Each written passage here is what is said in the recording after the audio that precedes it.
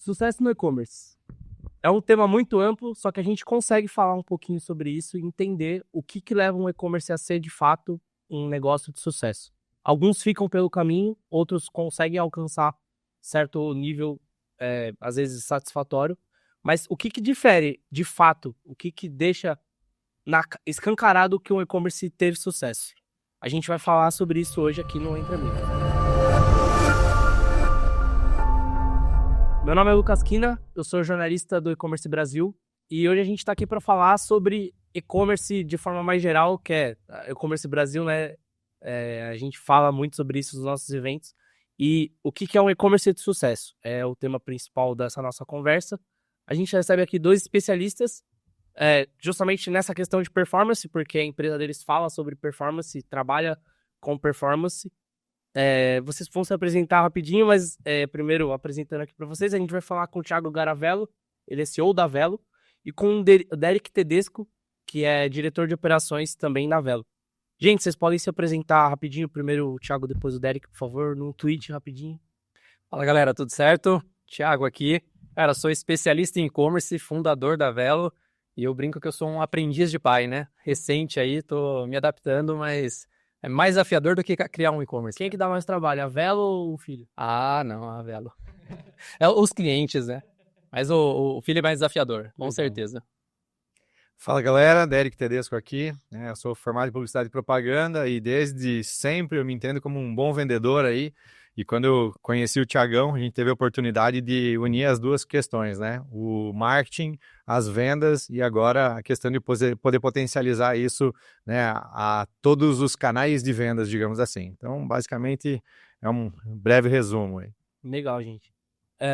Bom, o que não dá para resumir é assim, essa questão de e-commerce de sucesso, é um termo muito amplo, né? O que é ter sucesso também? A gente se questiona às vezes muito sobre isso.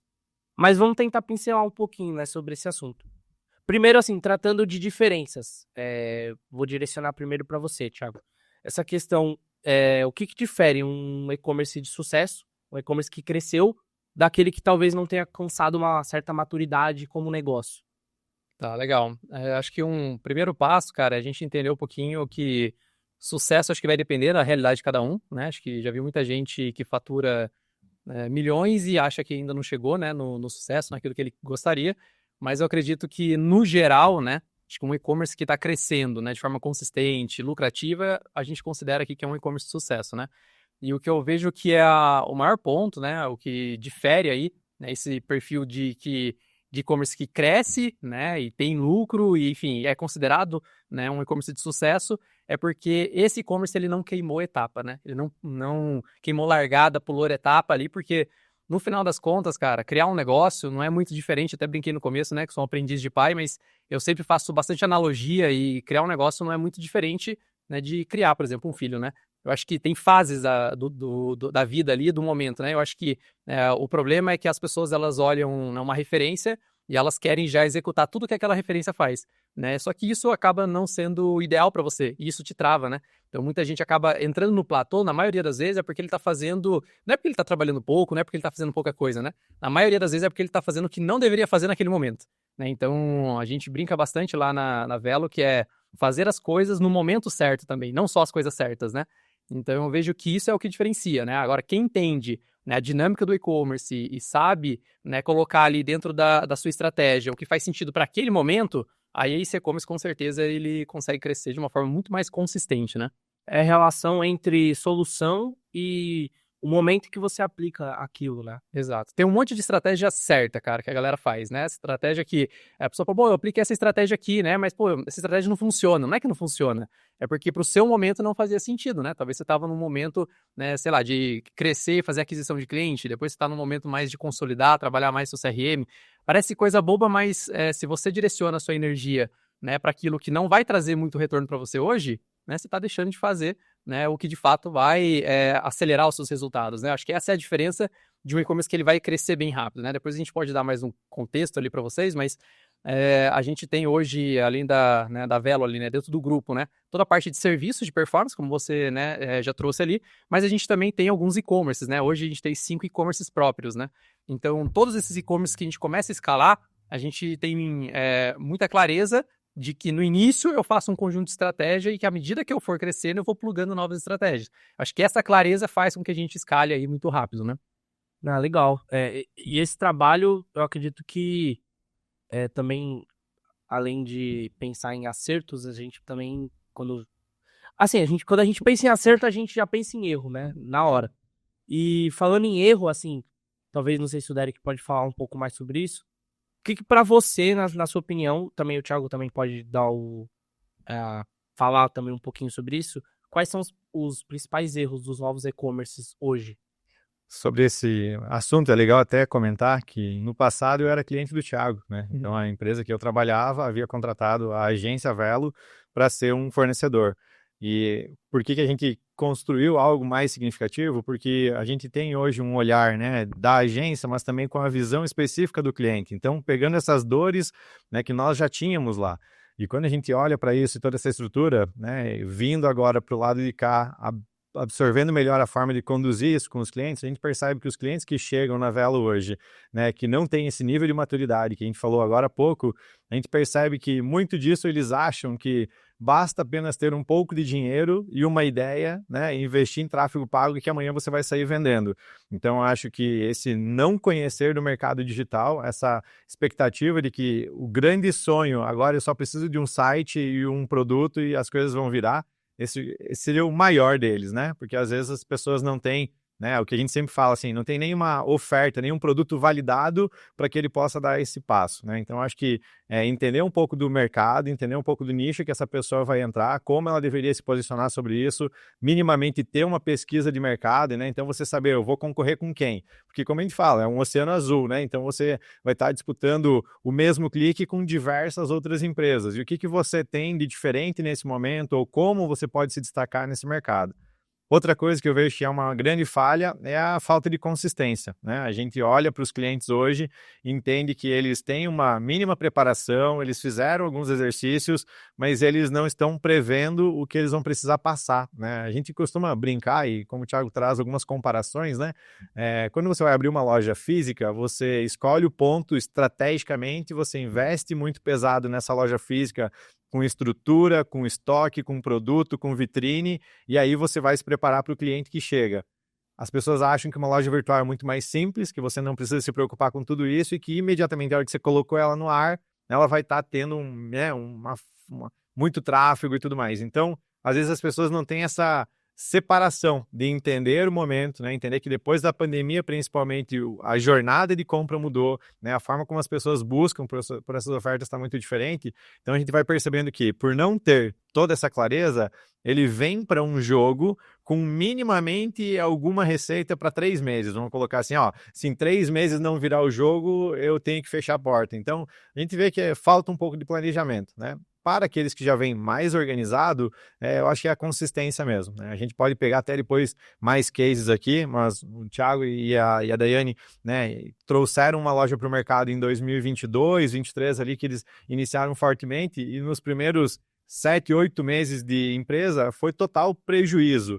Mas não foi nada não previsto, né? Ele olhou para aquilo, entendeu que ele precisava passar por algumas etapas, baixou a cabeça e foi trabalhar. No 8º, 9º mês de empresa, virou o jogo. Mas não é porque deu sorte, é porque tudo estava planejado, né? Através de métricas, através do conjunto, do contexto todo que a gente tem ali de acompanhamento e que muitos, né, especialistas do mercado trazem, tem como você ser previsível, né? Então, acho que esse seriam os 2 principais fatores aí que eu traria, né? A falta de preparo e um pouco dessa falta de consistência aí na continuidade. E talvez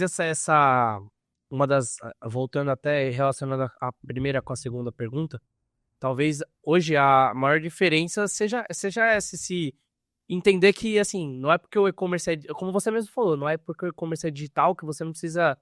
A diferença é que, assim, você, na sua lojinha, numa lojinha, por exemplo, loja física normal, o cara vai lá, o cara tem que manter a loja organizada, sei lá, o produto no lugar certo, passar uma vassoura na loja.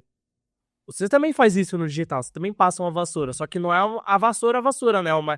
Tipo, usando uma metáfora, né? Mas assim, você tem que manter ela organizada de outras formas, né? E aí, faltando esse entendimento, aí é um dos erros que você citou, né? Que é o primeiro erro que você citou. Achei bem legal essa comparação até com a loja física, porque eu acho que pouca gente tem essa relação, talvez. Eu sinto muito isso. Parece que tratam o e-commerce como se fosse uma coisa e o varejo físico como se fosse outra. E na verdade, um depende do outro e um participa da vida do outro. E, na verdade, e o setor inteiro já tá entendendo isso, né? Porque hoje em dia a gente tem muita compra multicanal, omnicanalidade. É um assunto que a gente vê sendo discutido muito no mercado, né? E até dá para trazer um gancho aí onde você está trazendo esse ponto, porque às vezes as pessoas acabam olhando para uma vertente apenas e para um canal apenas, entendendo que ele precisa sobreviver daquilo, né? Se ele entender que esse produto que ele está trazendo, daqui a pouco é um serviço, né? Tem que entender aquilo que ele vai estar ofertando, mas ele perceber que tem outros canais, né? A gente costuma dizer que os canais eles precisam se sustentar e daqui a pouco você não vai ter imediatamente lucro no digital, mas daqui a pouco você tem um ponto de venda físico que ele está sustentando a operação. Então você precisa ir mesclando essas possibilidades de canais para que você vá aumentando o faturamento, vai ganhando, né, robustez, porque hoje você tem marketplace que ajuda muito, né, você tem outras possibilidades aí, né, com o GC que você vai conseguir levar lá para uma aquisição de cliente de uma forma diferente. Então, não ficar focado em um único ponto, né? Eu acho que as pessoas acabam limitando muito a visão, entendendo que eu preciso ter um site, o e-commerce vai resolver a minha vida. É o todo, né? É olhar para todas as possibilidades de canais. Acho que esse também é um ponto. Vai ajudar se você souber implementar o que tiver que implementar, né? Não tiver preguiça, por exemplo. Não só preguiça, assim, mas tempo, né? Dedicar tempo a isso. Exato. Porque é isso, acho que o digital traz muito essa ideia pra gente de que é tudo rápido. É só abrir uma conta, é só abrir um site. Mas se você não dedicar, não trabalhar aquilo, é a mesma coisa de você ter uma loja que não tem fachada, que não tem, sei lá, alguma coisa que é essencial pra loja trabalhar, né? Talvez eu vou estender um pouquinho aqui, desculpa, mas tem um ponto legal aí também, que é aquela questão. Quando você abre a loja física, você não terceiriza para qualquer pessoa tocar essa loja, né? Você está de olho nesse ambiente. E a gente percebe que muitos clientes também, não clientes, né? Pessoas entrando no e-commerce, acabam terceirizando algumas das tomadas de decisões, algumas dessas coisas, que isso impede muito também de você ter ritmo, né? Ter uma facilidade na tomada de decisão. Então, percebe que são vários pontos, né? Um conjunto de várias estratégias aí de tomadas de decisões que impactam nisso tudo. E o que devia ser estratégico acaba virando operacional. E aí, operacionalizando, você não vai pensar tanto em resultado e aí fica uma coisa meio robótica mesmo, né? E só para completar tudo isso daí, eu acho que se eu pudesse listar um erro, cara, que para mim a galera tem que evitar ao máximo, e conectando isso que o Derek falou, já não é entrar no e-commerce com a corda no pescoço, entendeu? Então, eu preciso desse negócio para viver. Né? Acho que ninguém faz isso numa loja física, como a gente falou aqui, né? Então, você compra hoje uma franquia, tá lá, o break-even, né, em 12 meses, 9 meses, 18 meses, para você talvez retornar depois, né, o payback e tal. Então, eu vejo que você entrar no e-commerce já achando que vai ser uma rendinha extra, eu acho que essa aqui é a dificuldade, entendeu? Tem que entrar no e-commerce sabendo, né, das dificuldades, né, do potencial que ele tem, mas sabendo que é um negócio que exige, né, investimento tanto de tempo quanto de dinheiro também, né? Tanto é que a gente vê uma mudança, a gente vai partir para uma outra pergunta, mas eu acho legal, até, não é fechar, né, porque esse ponto não dá para fechar, mas uma pontuação, fechar um parágrafo disso é pensar que a gente tinha marcas grandes, não vou citar nenhuma aqui exatamente, mas a gente tinha marcas antigamente que tinham um setor dedicado, um executivo dedicado, por exemplo, para e-commerce. Hoje em dia é meio que essas vagas existem, só que é bem menos, não é só assim, diretor de e-commerce ou head de e-commerce. É head de e-commerce e solução, sabe? Eles entenderam que o e-commerce não é uma coisa só, é algo que tem que ter um foco. Não dá para ser um segmento, uma categoria dentro da sua empresa, uma divisão. Tem que ser, às vezes é uma coisa, às vezes pode ficar até maior do que a própria empresa, né? Sim. Assim, não é o caso, um caso de uma empresa que era varejo físico, mas a gente sempre, isso eu acho que não tem problema citar, mas a gente tem o Mercado Livre que, pô, é uma marca que nasceu digital, né? E assim, foca no digital. E o foco deles é isso, é trabalho digital. Você não vê o Mercado Livre vendendo coisa de seller, por exemplo, sei lá. Eles poderiam fazer isso até. Botar coisa. A gente vai abrir uma loja física com produtos dos nossos sellers. No estabelecimento tradicional, assim. Não fazem, porque o foco deles é o digital. Então é isso, né? Ter o foco no digital. E pensando nessa questão de foco, acho que esse trabalho de estruturar as áreas e consolidar, e isso tudo que o Derek também falou, leva muito à construção de marca, né? Posicionamento de marca, fortalecimento de marca. Como que isso ajuda na opinião de vocês, eu vou perguntar primeiro pro Thiago, depois o Derek pode dar a consideração dele. Como que isso ajuda no desculpa, como que isso ajuda a deixar o negócio mais sólido, deixar o e-commerce mais sólido?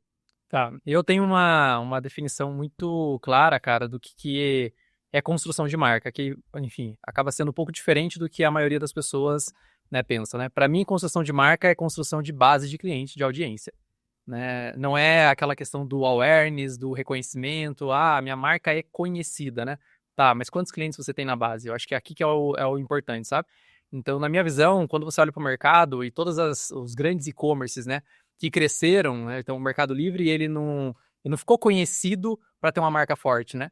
Ele, na verdade, começou a ter uma base de clientes, né, o tempo todo ali comprando, e aí com essa base de cliente ele ganhou a relevância que ele precisa. Fidelização, né? E a fidelização e tudo mais. Então, eu acho assim, você quer construir marca no e-commerce, foca em aquisição de cliente. Porque se você tem, né, uma base de cliente bem sólida, se você tem audiência, o que é audiência quando a gente fala de audiência, né?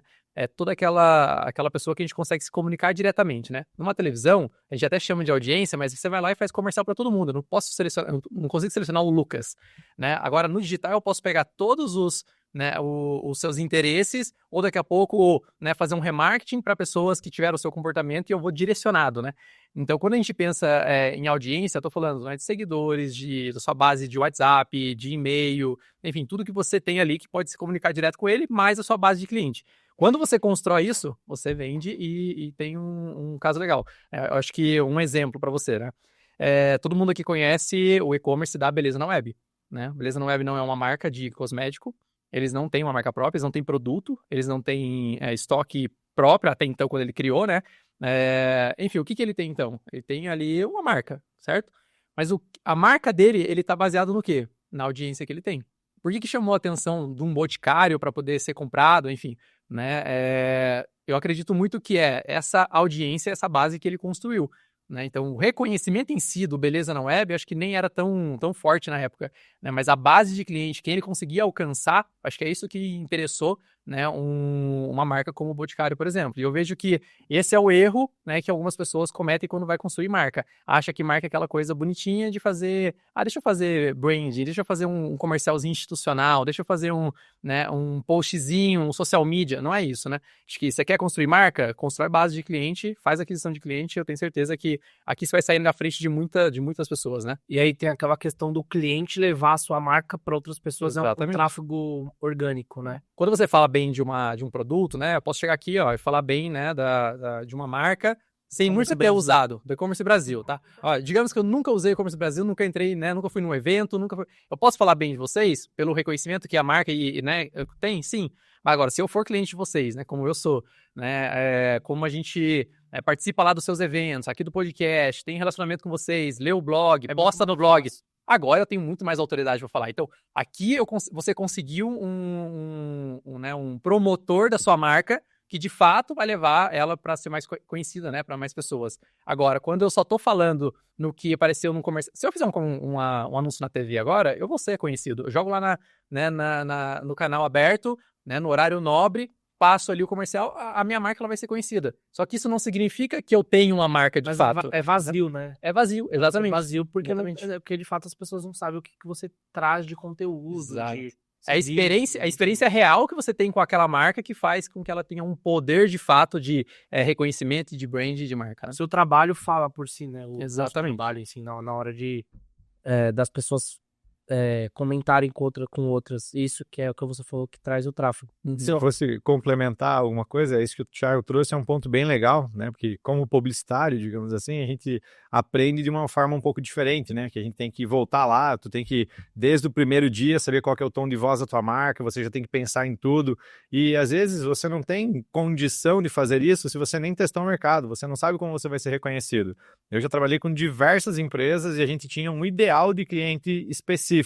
Quando a gente ia pegar quem estava comprando, era totalmente diferente.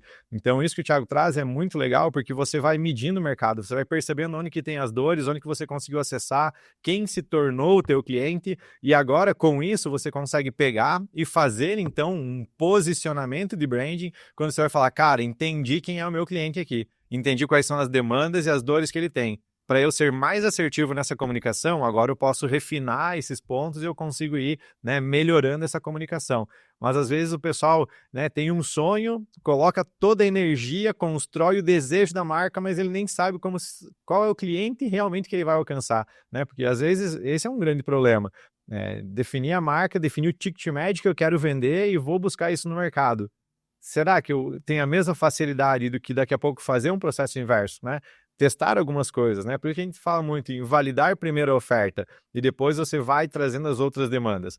Não tem como dizer o que é certo e errado, né? A gente olha muito para o mercado e a gente entende que hoje a aquisição de cliente é fundamental. Você precisa ter relacionamento. E você não vai poder parar com isso, né? A todo tempo você vai precisar ter um cliente novo te conhecendo, porque você precisa disso para sustentar todo o teu projeto. Então acho que é legal essa forma como o Thiago abordou aqui, acho que faz total diferença para a galera do e-commerce principalmente. E assim, relacionando tudo isso que a gente falou até agora, né, com essas 3 questões que a gente levantou, de posicionamento de marca, de erros, dos maiores erros, e a diferença do e-commerce de sucesso para o e-commerce que não atingiu a maturidade esperada, né? Essa maturidade de sucesso, que é o que o Thiago falou. Apesar de ser muito fluido esse termo, a gente tem uma noção... É que o termo sucesso é muito difícil de trabalhar, né? Mas a gente tem uma noção do que deu certo num sentido e o que não deu. Levando tudo para isso, tudo hoje em dia remete para a experiência. A gente pensa em experiência em tudo que a gente faz, seja para o nosso cliente, seja agora pensando pro e-commerce, pro usuário no caso, né? Pro comprador, pro consumidor. Falando disso, assim, como que melhorar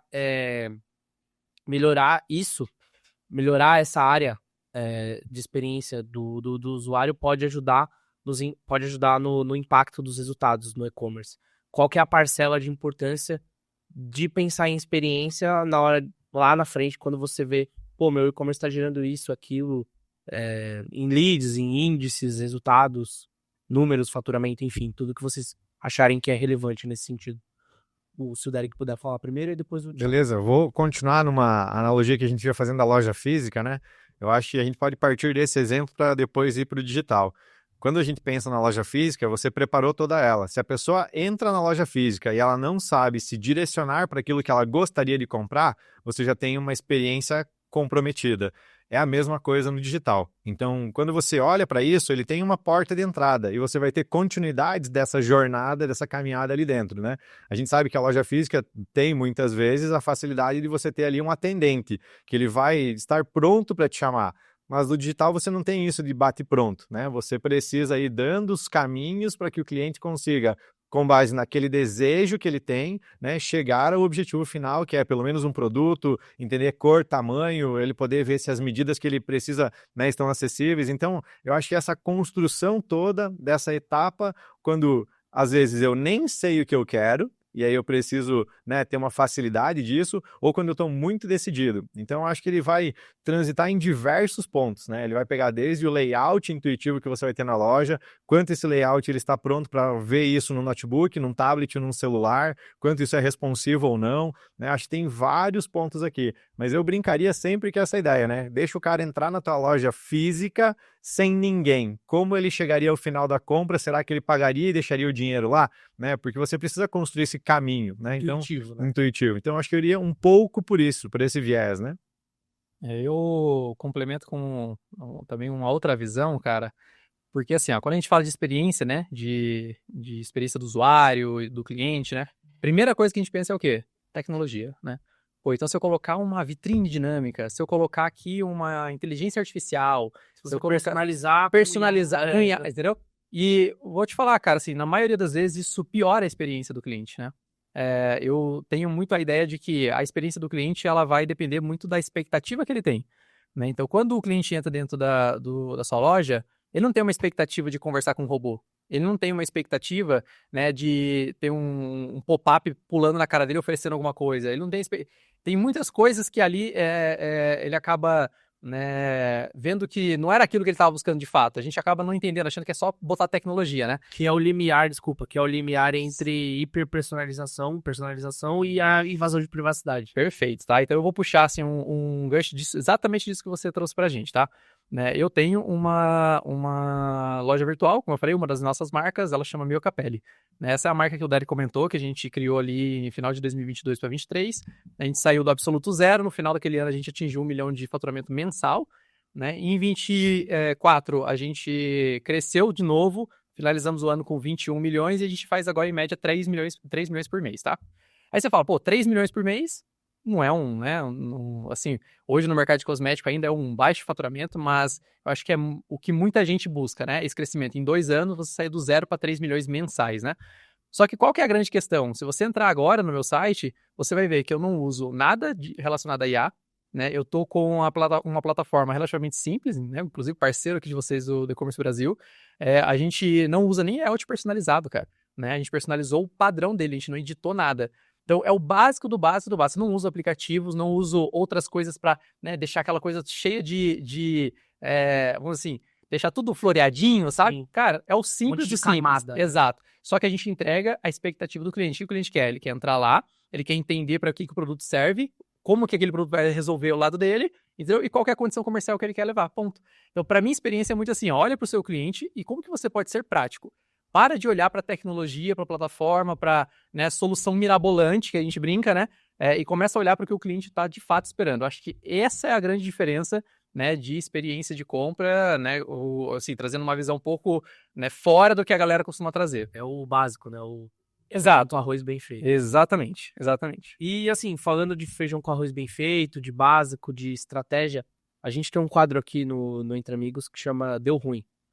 É um nome, assim, pra chamar a atenção, mas deu ruim, mas no final deu bom. Porque a ideia é o quê aqui? É a gente perguntar pra vocês se vocês têm algum caso na trajetória de vocês, da Velo, ou com algum cliente, em que vocês aplicaram uma estratégia e essa estratégia, por algum motivo, não deu certo naquele momento, mas em outro momento vocês conseguiram reaplicar aquilo, não o mesmo conceito talvez, mas enfim, de certa forma, daquilo surgiu, do lixão nasceu uma flor, né? Meio que esse conceito. Aí a gente sempre vai tentar fazer esse quadro com nossos participantes aqui. Vocês têm algum caso nesse sentido que dê para contribuir? Tenho, cara. A gente estava falando, né, um pouquinho antes de que problemas é o que a gente mais tem, né? Eu falo, acho que não tem uma semana ali que eu não falo com algum cliente, com alguma pessoa e eu repito, né, um pensamento que eu só tenho uma certeza hoje, tá? É que alguma coisa vai dar errado. O meu celular vai apitar para algum problema. É um problema na logística, é um problema na loja virtual, é um problema no WhatsApp. Ah, caiu o WhatsApp. Ah, a logística, né, deu problema. A coleta não vai hoje. Ah, o frete não tá funcionando. Cara, algum problema vai dar. Então, o e-commerce é isso, né? Então, é até difícil escolher. Mas eu tenho um ponto que eu acho que é legal, né, trazer para a galera, que por mais que a gente fale de performance ela está envolvendo muito mais o contexto do negócio, né? Nessa marca que a gente tem, a gente conseguiu fazer um crescimento muito rápido, né, vamos dizer assim. Então, em 24 meses, do 0 para 3 milhões. Somado, a gente está com 27 milhões de faturamento. Pô, legal, crescimento bacana, né? Então, foi só um foguetezinho para cima, né? A gente domina e-commerce e a gente sabe o que fazer. Só que quando eu entrei no mercado de cosmética, eu não dominava o mercado de cosmético. Então, ano passado, eu falei, eu entendi tudo a regra do jogo. Eu já entendi, agora eu dominei, né? O que eu preciso? Eu preciso ter produto, né? Preciso ter estoque. Eu fui lá e comprei o estoque, né? Coloquei assim, até não tinha nem espaço para colocar de tanto estoque. Eu coloquei lá e tal. Só que eu Tô preparado. Só que eu fiz isso logo depois do Dia das Mães, né? Entrando numa época que eu não conhecia do mercado de cosmético, que é uma hora que tem uma baixa de mercado de consumo. Né? Então, na época do inverno ali, né, o consumidor ele usa menos, né, cosmético e tudo mais. Compra menos. Então, Hoje você sabe disso. Hoje eu sei, aprendi da pior forma. Então, como que eu aprendi isso? Quando veio a queda, eu fui conversar com gente mais experiente do mercado, né? E essas pessoas trouxeram, mas é normal, essa época você não sai comprando muita coisa, porque realmente... E eu achava estranho, porque assim, eu querendo comprar na indústria, a indústria, nossa, super feliz, né? Agora eu entendi porque ela tava feliz, né? Porque ninguém tava comprando. Né? Super barato, porque ninguém tava comprando. Eu sei que eu fiquei extremamente estocado, né?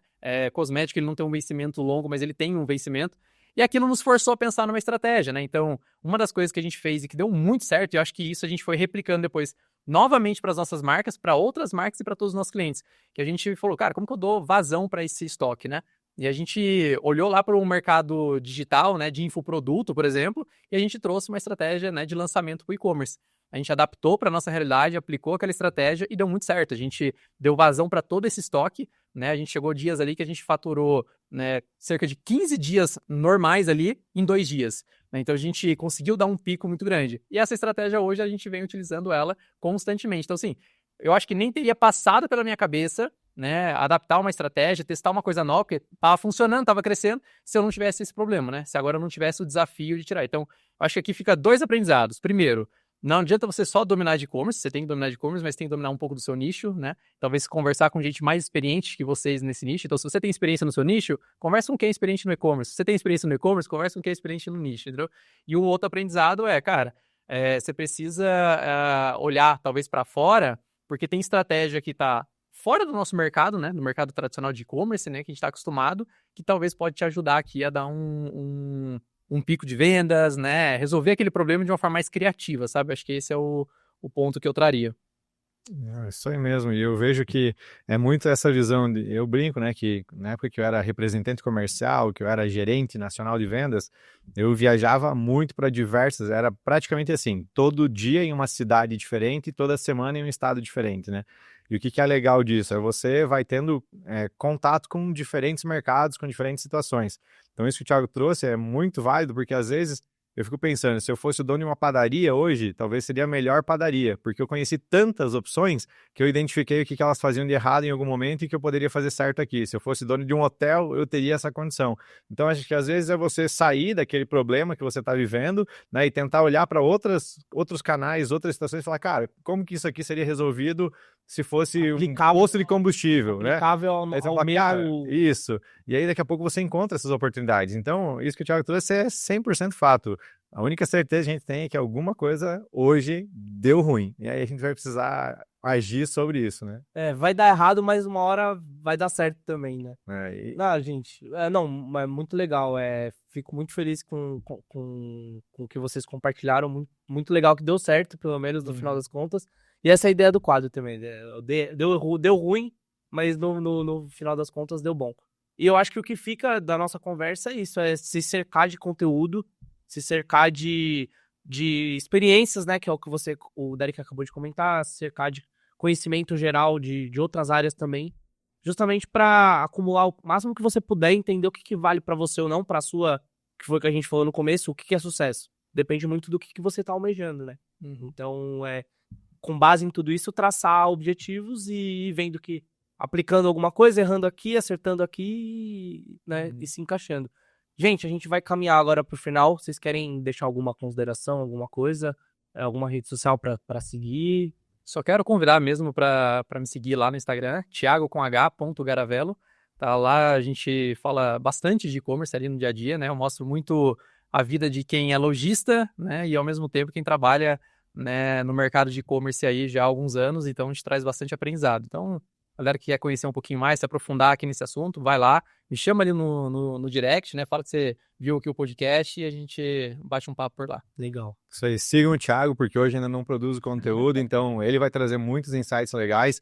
E eu só vou deixar aqui uma provocação, né? Para quem vier assistir esse episódio aqui em outro momento, de todas as questões de quem está entrando no mercado, quem já está aqui consolidado, ou enfim, várias possibilidades, né? Do e-commerce Brasil, vamos colocar assim num todo, né? Eu até anotei aqui, quando você tiver alguma dificuldade, você precisa pensar assim, será que é o Brasil que não tem condições de comprar o que eu estou vendendo, ou será que sou eu que não estou sabendo ofertar isso ao Brasil para ele comprar? Porque a gente tem uma capacidade muito grande no mercado, a gente tem diversas oportunidades, né? E eu tô falando só do Brasil, depois a gente pode ir ainda para o mundo. Dá para pensar em cross-border também. Mas como a gente sabe que tem uma grande oportunidade aqui, então é muito isso, né? Indiferente do que você estiver fazendo, onde você estiver, tem uma oportunidade ali esperando por você. Você só precisa ser intencional com isso, entender o que você pode melhorar hoje para atingir essa galera. Esse daqui foi mais um episódio do podcast Entre Amigos. A gente agradece a presença de vocês. Você ouvinte, muito obrigado por ter acompanhado. Até a próxima.